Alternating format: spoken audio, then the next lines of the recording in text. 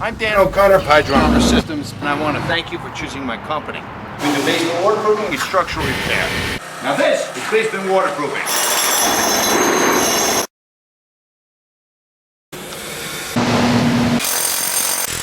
I just can't understand why I might have water in my basement. This is a structural repair that will prevent this from ever happening.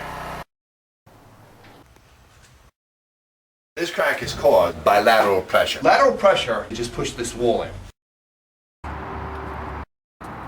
I've been a contractor in the state of New Jersey since 1977. I do have over 35 years of hands-on experience. For many, many years, I have been making videos to educate my customers about the hows and whys of basement waterproofing and structural repair, but also to expose how other companies can cut corners and other systems that just don't work. Now what follows here is a brief montage of the many videos we'll find on my website. And if you do watch the videos, you'll be far better prepared for the process of getting estimates. I want to thank you again for contacting Hydro Armor Systems. We look forward to providing you with an estimate. I do hope you enjoy the montage. Always remember, when hiring a contractor, if you pay too much, you might lose a little money. But if you pay too little, that contractor that you hire might not be capable of solving the problem. Had the chimney fallen, hit that gas line, the house would have blown up and everybody dies. Keep that in mind when shopping for the lowest bidder. Some other company installed a waterproofing system all wrong. This is where they put their pipe, and there's where the water is. I already know it's not a wide enough trench. This isn't even concrete. What do you got? 3/4 of an inch? That's how you low bid. The width of this trench may not have been done properly.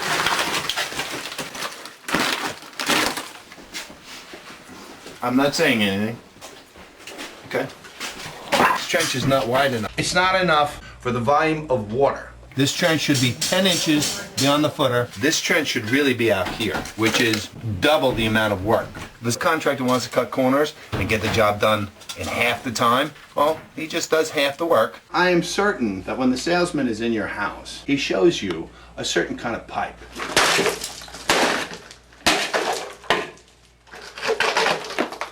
This is not what he showed you. This is thin wall 3-inch PVC. This is the type of piping that was installed. This is the type of pipe that the company who did this job told the customer they were getting. This is where they installed their pipe. Down here is where the water is. They didn't go wide enough. They did not go deep enough. This is the PVC pipe here. There's the water. And this is where I put my system. You gotta go the extra mile. This is where the system needs to be. Some of these guys sell you this PVC pipe with this black liner, which is an antimicrobial liner. No mold will grow in it. Mold doesn't grow on plastic. There is one place PVC pipe absolutely belongs.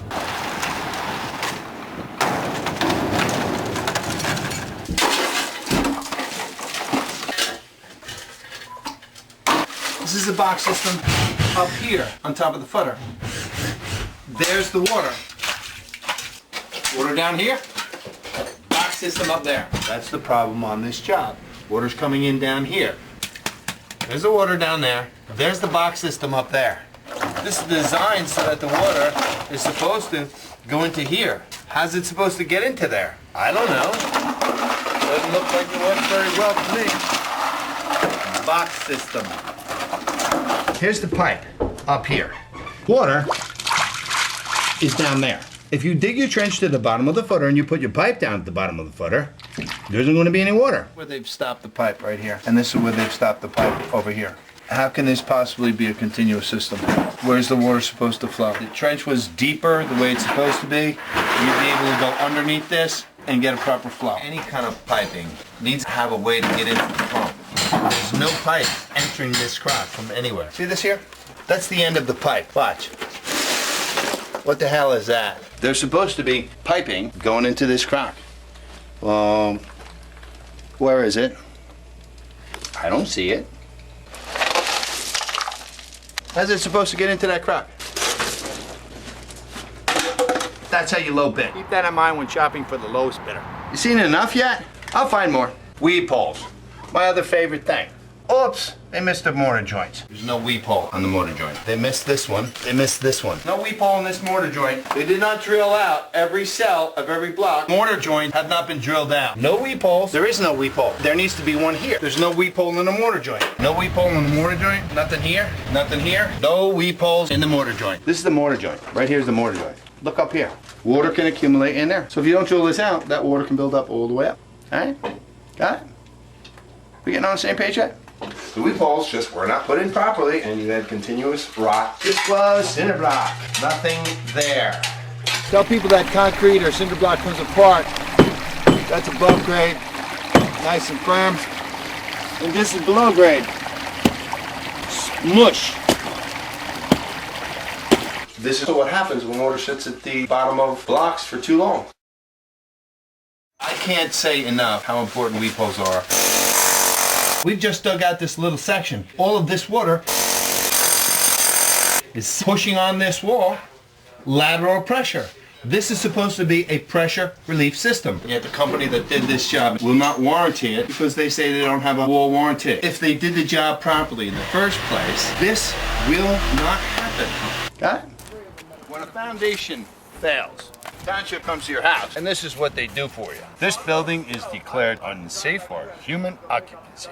They will shut your electricity off, put a plug in your sewer. You'll have to move out. That happened 10 weeks ago. 10 weeks ago, I came out and I gave an estimate. Price was $34,500. Customer asked me, how can I come up with a price? I don't know what needs to be done. If you do have enough experience, you can come up with a price because you know precisely what needs to be done. This customer got 7 more estimates. You do that to yourself, your head's going to be spinning. You're not going to know what to believe, which is why for many, many years, I have been doing videos. I educate.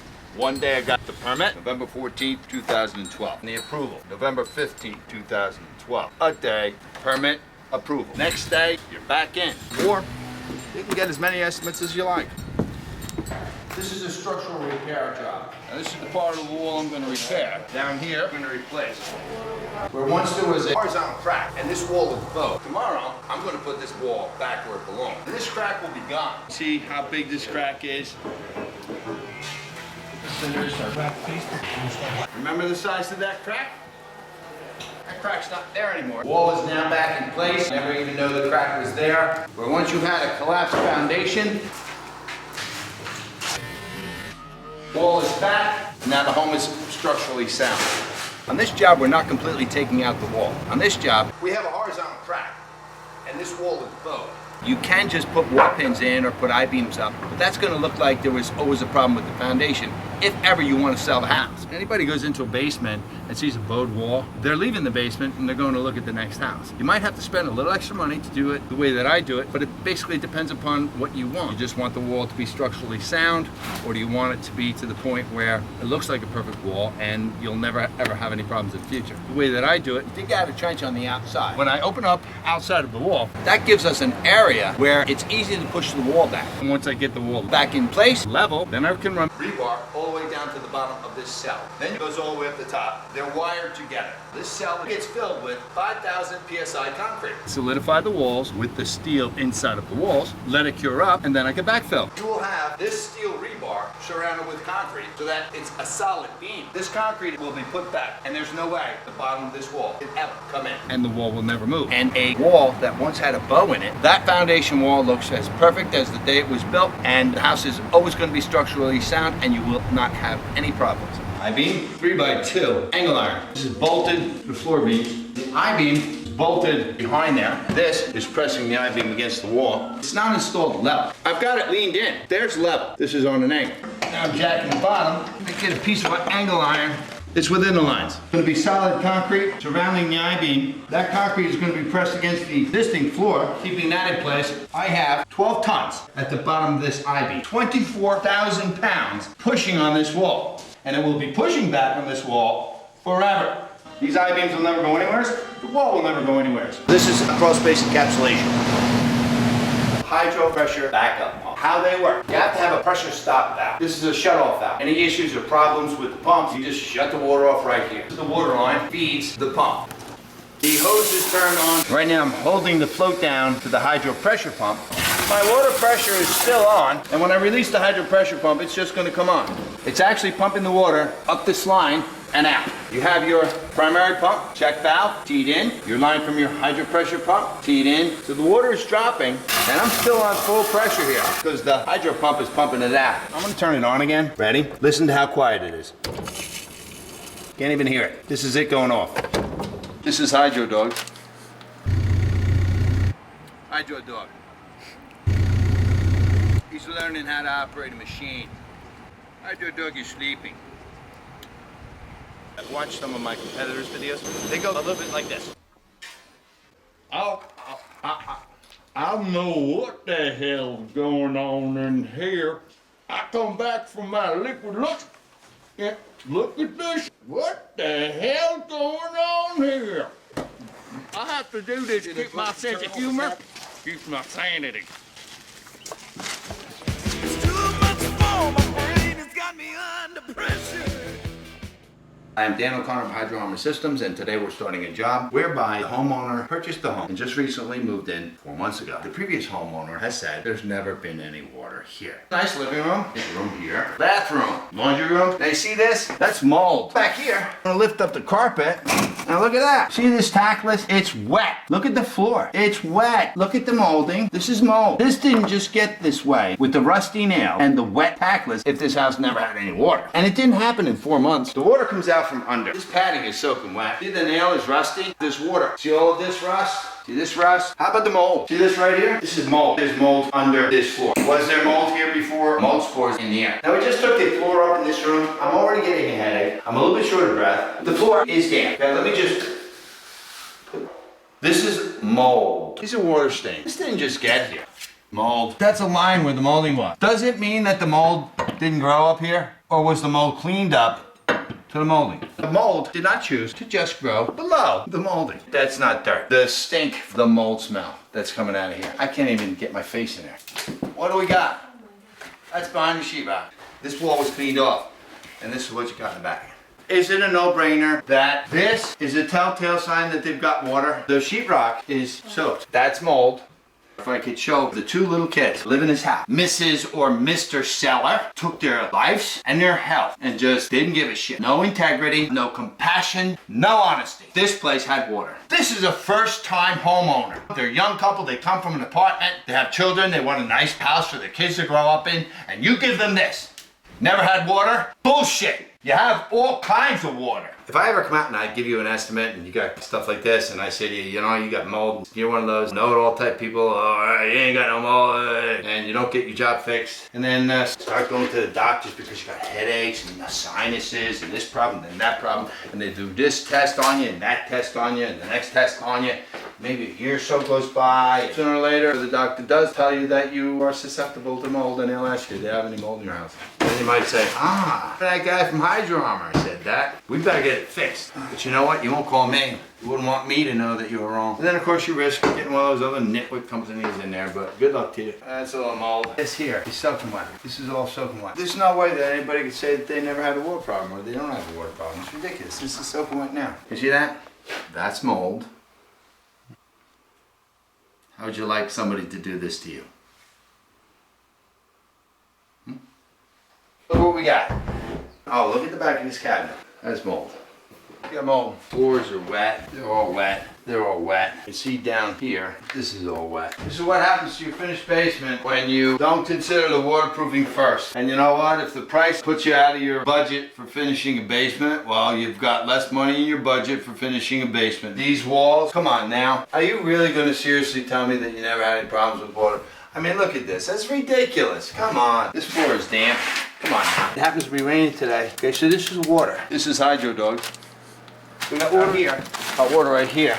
We got a bathroom here. Just pulled this sill out, soaking wet, and all this is mold. Pipes are not leaking. Toilet's not leaking. Go over to the trench. Got water that's coming up underneath the footer. We haven't drilled any weep holes. We don't want to fill up this trench. We haven't put a pump in yet. This is clay pipe, an original French drain. Builder knew that had water. So if you're a seller, allow the purchaser to pick the contractor, because when the seller takes care of a problem, the purchaser has further problems. If you are a seller, it will cost you less if you do the right thing. You get to walk away with peace of mind. What we have here is failure to communicate. Now, how do you fix a rubble foundation? You would have to get a trench 10 inches wide. Got to go to the bottom of the footer, but there is no footer. The original stones are right here. So we will create a footer ledge that acts as a footer, but also keeps the earth underneath the foundation in place so that the foundation doesn't come in it. Now the problem or the issue with a rubble foundation is there is absolutely nothing holding it together, so it can still collapse. So the first process that we're going to do on this job is we're going to power wash all of the walls, and we're going to get all of the loose material out from between the stones. And then we're going to put mortar mix in between the stones, and we're going to put a nice coating of mortar on here so we can solidify the wall first, so that any digging whatsoever, that will all hold the wall together so that we can then get the footer ledges in, and then we do our pressure relief system. So the process of doing a rubble foundation you have to be very, very careful with, because I have been called out where other companies have lost on 3 occasions a rubble wall. Now, it's extremely difficult to repair once the wall comes in, so the best thing to do is to make sure that it doesn't fall in. Now, generally, anytime that you've got a rubble foundation, you've got a balloon framed house. To jack up a balloon frame house and replace the foundation is an entirely different process. So the best thing to do is to be careful and do it right from the beginning, and then you won't have any problems. Now, if you look at the floor here, you can see where the water has gotten under the outside and it's coming up the center of the floor. You've got a water line there, you've got water lines there, you've got cracks. It's actually trying to float the house and the floor is raising up. So if you were to think that, well, we're just going to put, something to seal the walls and prevent the water from coming in, well, it's still going to get under and come up. So you've got to put a pressure relief system below.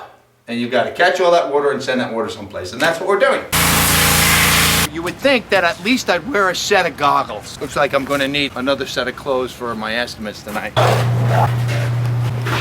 We're doing the footers. As you can see the parts coating on here. This wall is all secure. This is a footer ledge. You got to dig out a trench 4 foot, filled with concrete. So over here yesterday we filled this up. We dug this out, filled it with concrete. We dug this out back here, filled it with concrete. And now we got the in-betweens, digging it out, filling it with concrete, which will give us a footer ledge that will hold the earth under this rubble foundation so that the foundation doesn't come in when we put our trench in. After this cures up, we're going to be able to trench it, and then we'll be ready to rock and roll. And so ends another day. Oh, that looks pretty.